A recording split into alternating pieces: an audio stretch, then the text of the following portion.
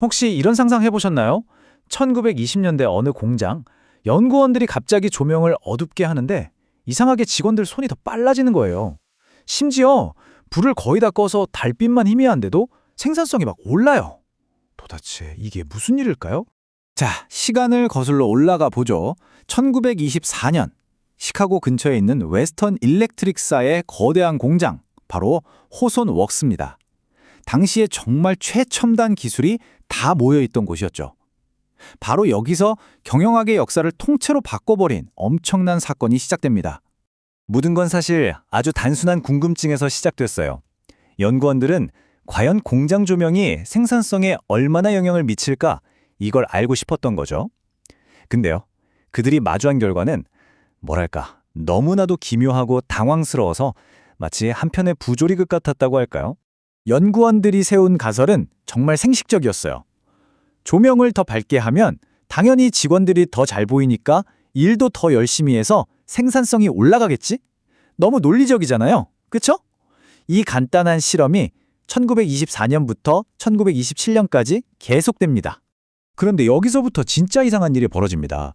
조명을 밝게 했더니 실험 그룹은 물론이고 그냥 놔뒀던 통제 그룹까지 생산성이 같이 올라가는 거예요. 이상하다. 그래서 이번엔 반대로 조명을 막 어둡게 해봤죠. 그런데도 생산성은 계속해서 쭉쭉 올라갔습니다. 심지어 달빛만 겨우 보이는 수준으로 어둡게 했는데도 말이에요. 이게 말이 되나요? 당시 연구원들은 말 그대로 멘붕에 빠졌습니다.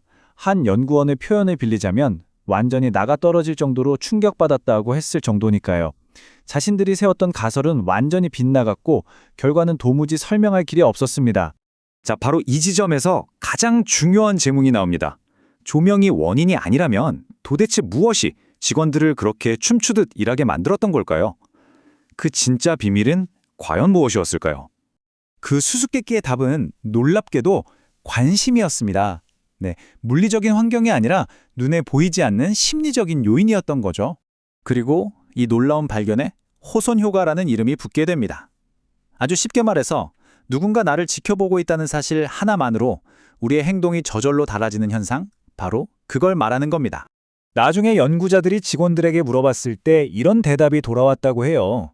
우리 팀이 이 중요한 연구의 대상자로 뽑혔다는 게 정말 자랑스러웠어요. 그러니까 그들은 스스로가 특별한 존재가 됐다고 느낀 거죠. 그 관심에 보답하고 싶었던 겁니다. 결국 조명이 아니라 관심이야말로 최고의 동기부여였던 셈이죠. 자, 여기서부터가 진짜 흥미로운 지점입니다. 거의 100년 전 공장에서 발견된 이 심리적인 원리가 놀랍게도 지금 우리가 사는 디지털 세상과 소름 돋게 닮아있다는 사실이에요. 이 호손 효과는 아주 간단한 3단계 공식으로 정리해 볼 수 있어요. 첫째, 누군가 나를 지켜본다. 둘째, 그 시선 때문에 내가 특별한 존재라고 느낀다. 셋째, 나도 모르게 더 잘하게 된다. 어때요? 뭔가 익숙한 느낌 들지 않으세요? 바로 이거죠. 1920년대 공장 노동자들에게 연구원의 시선이 동기부여졌다면 오늘날 우리에겐 소셜미디어의 좋아요가 바로 그 역할을 하고 있는 겁니다. 우리는 다른 사람들의 관심을 먹고 살고 그 관심에 반응해서 행동을 바꾸죠. 100년이라는 시간을 훌쩍 뛰어넘는 인간의 아주 보편적인 심리인 거예요. 정말 아이러니한 건요, 이 호손 실험은 원래 목표였던 조명과 생산성의 관계를 밝혀내지 못했잖아요. 그래서 과학적으로만 보면 실패한 실험이라고도 할 수 있어요. 하지만 바로 그 실패가 경영학이라는 학문 전체를 뒤흔드는 어마어마한 유산을 남겼습니다.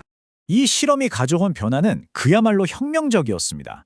이전까지 경영학에서는 노동자를 그냥 기계의 부품, 톱니바퀴 정도로만 생각했어요.